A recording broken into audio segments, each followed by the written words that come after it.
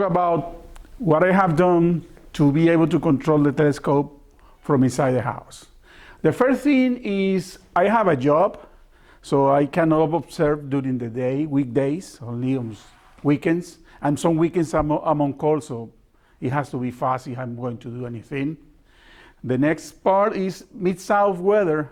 By the time I was doing this presentation, we had called 53% of the observing session off because of weather, clouds, rain, whatever. So that's another cutting opportunities. And I'm particularly not very pleased with the heat. So during the summer, for me, it's terrible. Okay, I can tolerate better the cold, but also gets in my blood, and then I gotta go in. Then I'm also a solar observer, and you go and observe the sun, and like me, you start getting these things that you get concerned about, those spots. Thanks God, nothing bad. And well, you have to use cream, but you use cream, and then you are going to touch the telescope. Everything is sticky. You can draw by pieces. It's really, really messy. Okay, so. And the set time, normally you can adjust the mount in 5 minutes, but then if you want to image the sun or image something else, for a 40-minute session of pictures or images, you spend 123 minutes setting up.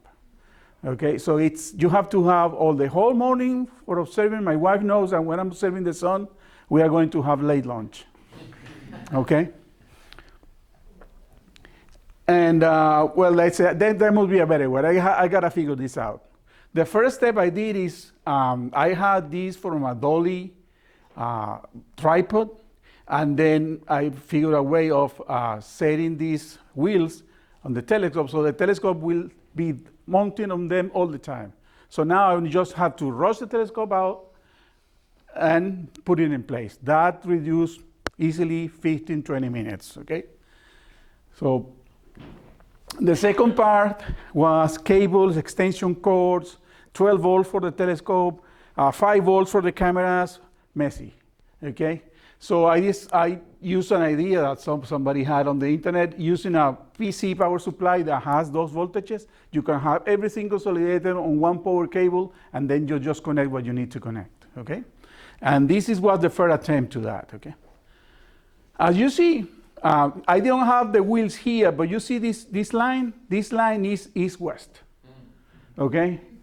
That was on the old house. And that means that the telescope is pointing exactly at north now. Okay, so with the wheels, I just get the wheels to the position where they get in this slot, and it's almost polar aligned. So easier. Then you have your solar scope, and you have a wide light scope, and you need to focus them. And in the sun, it's really hard. So I fooled around and found this controller. This allows me to control individual outputs, and they get connected to this box that have some relays. So I can check on a piece of software you will see later which focuser will work on a given time, so I can focus exactly what I need to focus from the remote control position. This connects with an Ethernet cable here. It's 8 cables. And this is on the base of the telescope. And this goes close to the computer that I'm using to control, okay? Then, is that something commercially available there? Yeah, this was a kit. I assembled it, soldered it, and yes, you can find it. I can give you more information on that if you want. Then the cables. You need a cable for the guiding camera, a cable to your image-taking camera, a cable for guiding that goes to the body of the telescope. And you see there are 1, 2, 3, 4, 5, 6 cables hanging there. This was taken in a French camp. During the night, this can get messy, and you can trip, or they can get tangled, and you have a disaster, okay? So I said, okay, let's put everything on a board. I put the board, but it wasn't enough, okay? The next step was this box that you see here, okay, where everything is better because all the connections to these USB hubs are already done. Okay, this is the guider, this is the focus controller, and there is a power strip here that allows me to control the power for everything. Okay, and the last step is this box that you see here, okay, that has everything on it. I call it Astrobox, and this, I'm not selling this, okay? Okay? Okay, this box what it has? It has two USB 3 ports, hubs, the controller for focus. This is a serial port for my mid telescope. This is a standard auto guider connection cable. The power supply here. GPS here that I put on the top is over there in the top. Okay, and this is the latest addition that is a small computer. So you don't have to set up a laptop beside the telescope that can fail, that can fall or get wet or anything. This box has all the things I need. It has the unified power supply, two USB 3 hubs, the serial interface for the mid telescopes, the USB and focus, that is this, and this is AskMe, and you will hear about what is AskMe later. It has a generic guiding controller that is here, and a generic UPS, and in this case it's now here because this is where I store it, but you can put it outside. And then the Dell Thin Client. Okay. What is the Dell Thin Client? Well, the Thin Clients are computers that are used by business institutions and places where you have massive deployment of computers. That is a dumb computer. It's a computer that has Windows, has an Internet Explorer browser, and that's it. Okay, so you connect to a main server where it gives you all the information you need. You select the screen you want to use, and that works perfectly for that kind of institutions. They cannot be erased. They have protection, so even if you try to send a virus inside, it won't do anything. As soon as you power cycle it, it comes back to what it was, okay? In a particular case, I didn't want that, so I have to do something else, okay? But this machine has an AMD processor, 2.4 gigs, 4 ports USB 2 and 3 ports USB 3, 8 gig of RAM, dual monitor support that you will see that is good for when you are imaging, you have on one screen your telescope controls, and another screen you have your image that you are capturing. And it has a 64 gig hard drive that can be changed to whatever you want. This is the back. You see here the serial port USB 3, 2 ports USB here, and 2 on the front. And it has a wireless card. Okay. So you want to control your telescope with this equipment. What are the challenges? Well, there are many brands, and many standards, and many models. Okay. There is different software. There is software for MID, there is software for Celestron, and there is software for Orion, to name the first 3 major categories there. And what is the solution for this? Well, there is a set of standards and software called AskMe. It's the short for Astronomical Common Object Model. The PC is rebooting too.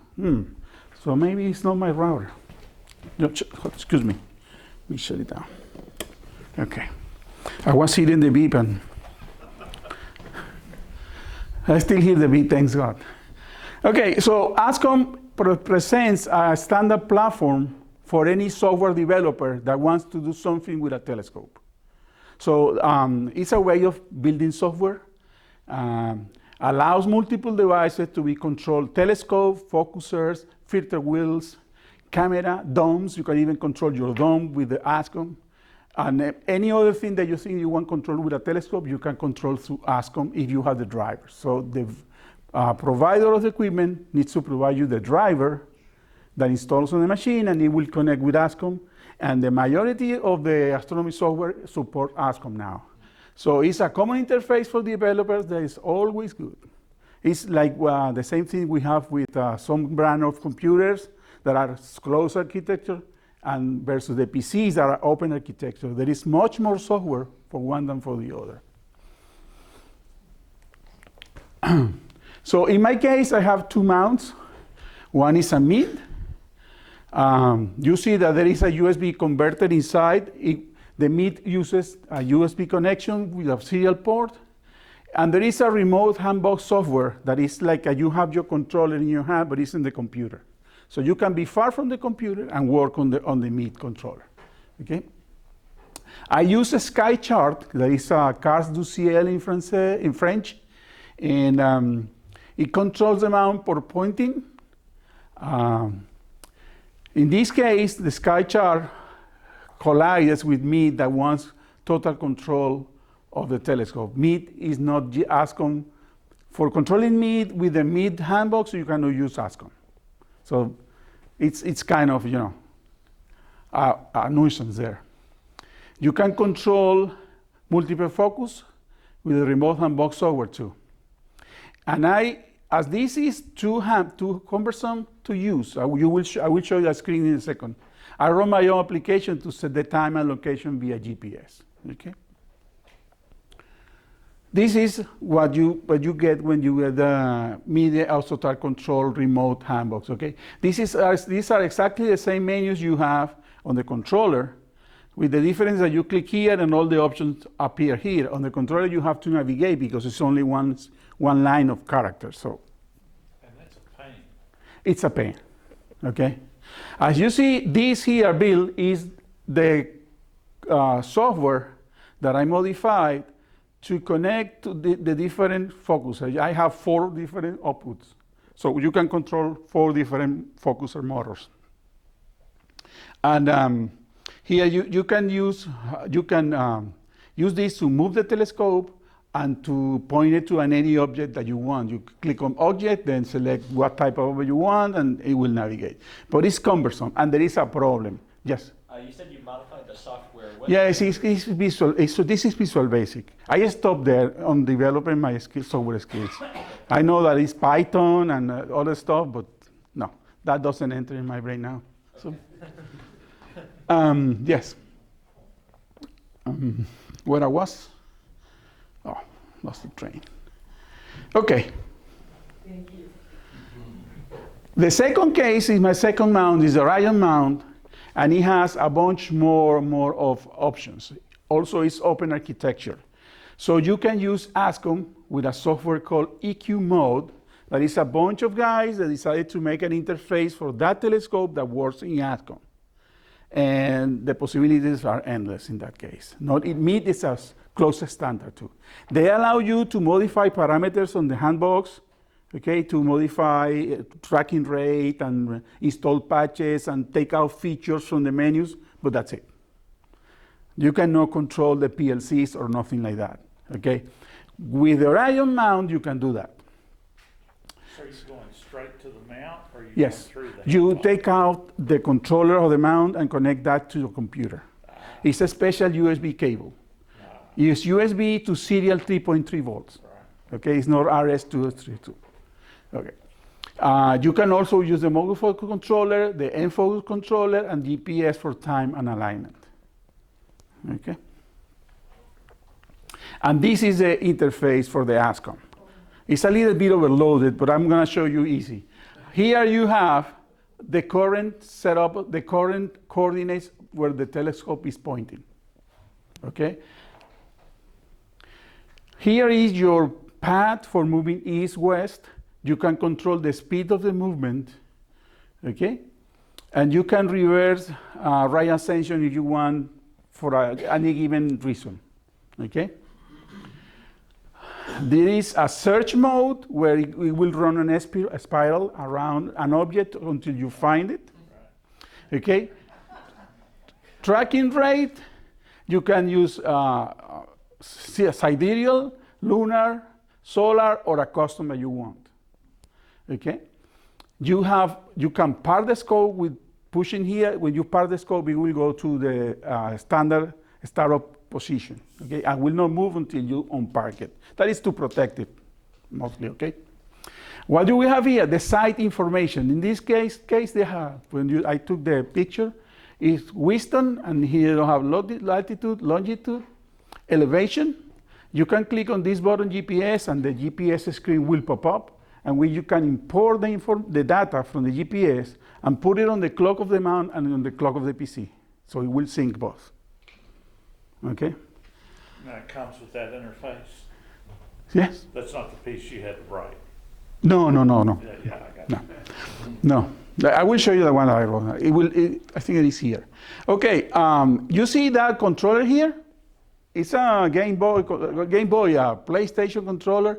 You can, with this software, you can control the mount with this one. So if you are taking your image and you need to go fast to the scope and adjust something, you can just do that with your hand. Okay? And this is the focuser with the AskMe interface. Okay? You can go in, it has a counter.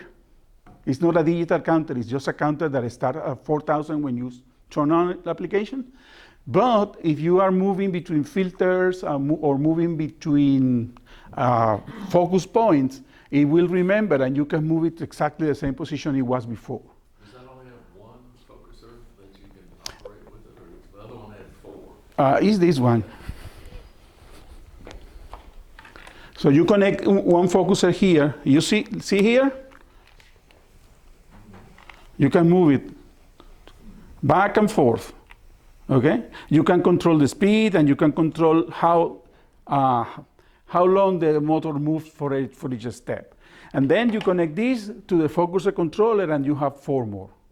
And you select which one you want to use. Oh,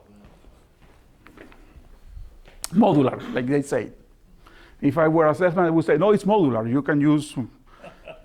It'd be nice if it knew what was hooked up to it, so it would automatically, it's like a printer. You put it in and it operates it. Doesn't make Well, this software is compatible with autofocus software. Okay, you can control the autofocus with this unit because it's AskMe, okay? It also has, it's not connected here, a temperature gauge. So it tells you if you it's a small sensor that you can put beside your camera and it will measure the temperature of the camera. So you can have your darks associated with a special temperature and it will control the noise, it let you control the noise when you process the image, okay? Okay. So there are new technologies. This is technology from the 2012, 2015. There are new things, and one of them for controlling your camera is a software called Backyard EOS. It works also for Nikon, and it's called Backyard Nikon. And they have a new pricing scheme. The first version cost $400, and I will never pay $400 for any software. Okay, no matter what it does. At least personally. Okay. The Backyard EOS controls the camera, can control the telescope, can control the focuser and filter wheel, all via AskMe. That is good. So you have only one interface and you can change all those parameters. It will not point the telescope to a side in the sky. It will just move it around what you center your image or what you need to do with it. It can change the filters if you are doing multi filter imaging. And this is real good. You can program sequences of images. One of the things when you are going to do imaging, imagine you are going to image one of the hardest is the Andromeda Galaxy, because you have things that are very, very dim and the core that is very, very bright. So you need to do a series of exposures that can capture each piece.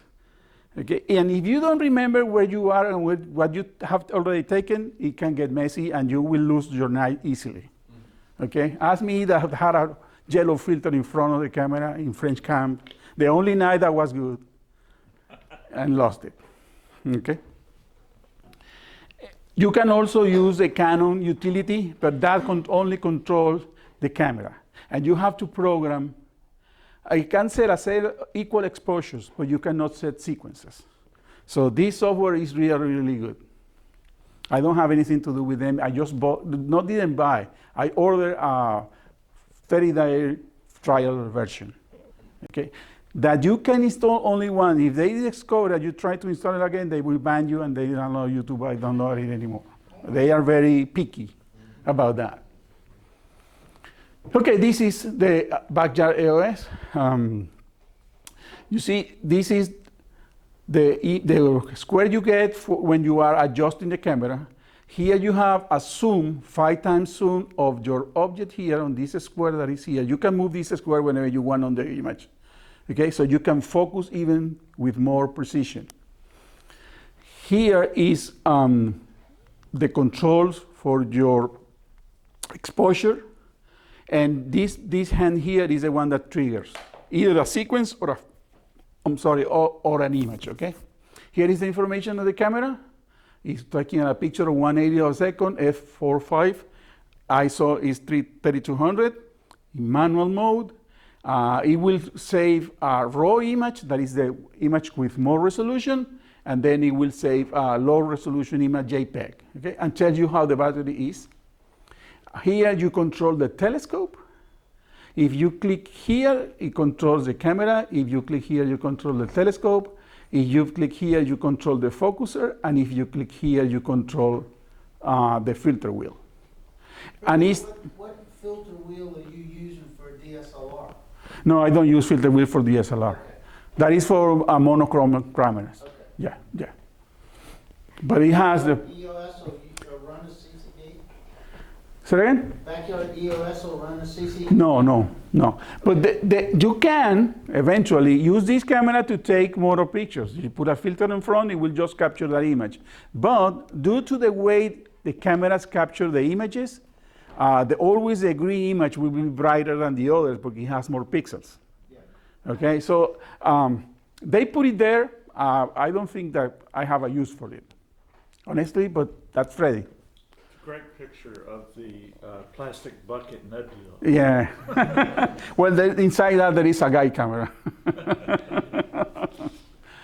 Okay. What else? Well, there is more information here about the camera settings and the way you focus. Here is there is a slider for the focus that will affect this window. Okay. You can, with this one, you can do a planetary imaging that it will record a video. It will use the feature of live view of the camera, and it will record a video so you can process planets. That's the way you process planets. It also has a drift align feature that will put you like a reticle eyepiece with with a cross of double cross. So you can put your star and you can check the drift and adjust the mount the way you want it. Okay, we have everything ready for the telescope. What about remote computer controlling? That is what Freddy says. Well, there are 3 cases of remote control software. TeamViewer, that is free. There is Remote Desktop, that is also free. And there is VNC, that costs $40 per computer per year. So if you have a computer and a master, you have to pay $80. So it doesn't work for me. Freddy? Yeah. I don't know about on Windows, but I know on Linux there are several free versions of VNC. Mm-hmm. I don't know if they've made them for Windows or not. Therefore, there is a free version of the application that controls, but the server is you have to pay for it. Okay. Okay. Gotcha. In the past, it was free for everybody, but you know, corporate greed. That's what called it. Okay, TeamViewer. It's free for personal use. Okay. If they detect that your IP address is assigned to a company, they will ask you, "Are you sure you want to do this? Are you sure this is personal?" But they don't do anything on it. Okay. If they see that you are on an IP belonging to Comcast, they don't say anything. Okay. At the end they put a screen that says "like" on Facebook. So you do them publicity. Okay, TeamViewer has a good thing for remote controlling outside your house from the internet. It has a double authentication. What that means? Well, you have a login password, and then it will send a message to your phone, and your phone will do a pop-up. Are you allowing this connection? And you click yes, and then you can connect. There is an app for that. There is the app, okay? It's very easy to set up. You just install the software, say that you want a remote control without intervention, and it will allow you to do that. You don't have to know IP addresses for the server or your other computer. No, they will connect, okay? And it will not create a connection. You already created a connection outside, so it's safer. Okay, you don't have to open ports on your firewall or something like that. You're going, both ends are going straight to their server. Exactly. Right. Yes. Okay. And this is the screen. This is the computer that is doing the astronomy stuff connected to the telescope. This is the Astro folder where all my software is. Okay. All the applications I use for imaging or controlling are in that folder. And this is the screen of my computer. As you see, it's like you were in your PC. Okay, so you can do anything. You can drag, you can copy, you can do anything. Remote control software, people that work on IT, it's a tool that everybody uses to get control of servers or to get control of any other device on the network.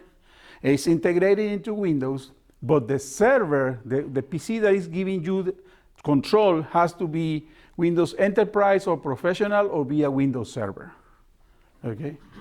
The client is free. It comes with any version of Windows. The only thing is single authentication, username and password is less secure for connections over the internet.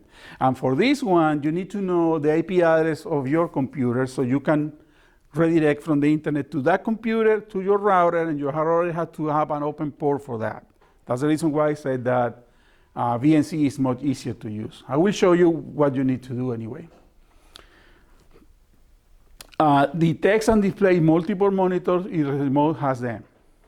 So if that computer that is there has two monitors, when you come to your remote control, you will have the two screens that you have there. Very, very nice and very easy to manage. And this is the screen. It's the same thing. Okay, normally you will see here a small tab, blue tab, that shows what is the name of the computer. I didn't maximize the screen. That's the reason why it doesn't show. Okay, this has an advantage. On real time, you can have access to the hard drive of the remote PC. It will show on yours. Okay, so you can copy quick files or do, or a big file. It depends on your connection.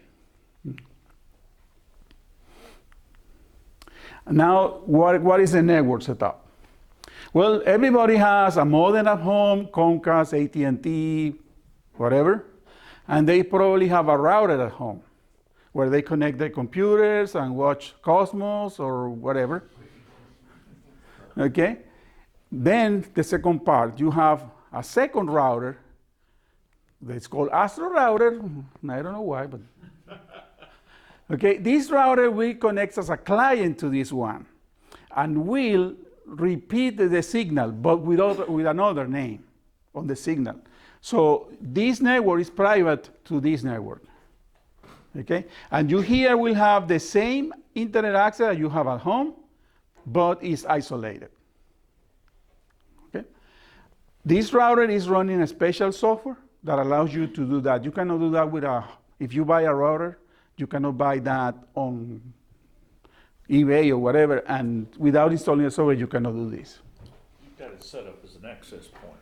You set it, part of it setting as a client and as an access point, and then as a router too. A bridge, in fact. It's not a router, it's a bridge. Right. Okay? Okay. Some points here. The devices use fixed IP addresses, so you don't have to figure out what is the IP address of the telescope. You fix them and that's it. You have a table, and okay. The secondary router is a bridge to the local network, but different in its idea, as I told you before. It connects to the local network via wireless, being a client of your main router. It runs a special software, OpenWRT, which provides much more functionality. Okay, you can run a bunch of stuff on that router once you open it. Okay. The thin client has a very small phantom for doing web application, but nowadays they are powerful as a laptop. and that runs Windows 10 Professional. Okay, you want to do this with remote desktop. Well, you need to go to your router, to main your router at home, and go to the advanced and use what we call port forwarding, and you will set with these values. If you are going to use remote desktop, I recommend you change these ports, because the hackers on the internet are scanning for that port. If they see them, they will start digging on it until they get the password and get to your network. Okay, so change this number. There is a procedure for changing that. It's a registry key. You change the number, put any random number you want, and it will reduce the chances of somebody getting there. And then you assign the IP that you already know that is there. You save it, and then you have internet access to your router. You also will need, if you are going to connect from outside, you need a way to first power it on and then power it off. Okay? We are on the age of IoT devices. IoT devices are things at home that connects to the internet. Like your refrigerator. Like your refrigerator. Okay? In this case, I found these nice tiny boxes. Okay? That you plug in your wall plug, and it has a normal power outlet. But you go to your phone, open the app, click the button, power's on, press again, power's off. Okay? I play with Hera. I didn't say anything. Just don't turn off the refrigerator. Exactly. Okay. So you can control the power, perfect. But what if the telescope is going to crash on the mount? You need to find a way to monitor that so you can power it off. Something happened and the telescope starts slowing and it's going to hit the mount. Well, that is when this thing has another use, and you need to monitor your equipment. Okay, so you can use either a webcam connected to the client, or you can use one of those Ring devices. I don't know if you have those that now are everywhere, that you press the button, the camera, and you say, who is it? And you know, and it gives you an alarm every time a car passes in front. Okay, one thing, remote control far away from the equipment may be risky, so you need to have some way of monitoring. Is somebody sitting there watching the scope, or you have a camera that looks at it, okay? And talking about the devices, this is the app on the phone, and these are the two. I bought a couple of those. It came from a packet of two. It was really cheap. And there is this that is more, it has 6 slots that you can control from the internet. That is from your phone, anywhere you are. That controls them individually? Yes. Oh, that's cool. Mm-hmm. Yeah. I gotta have one. TP-Link is the brand, okay? Okay, and this is what I mentioned by remote monitoring. You need to have a webcam or a Ring cam or a webcam watching at your telescope. There, if you have something like this, and of course, this is not a dome, but in a dome, you will have to put a red light around here so it illuminates and you can follow the scope on every movement it's making, okay? A demo, but it's not working, sorry. Anyway, let me show you the box.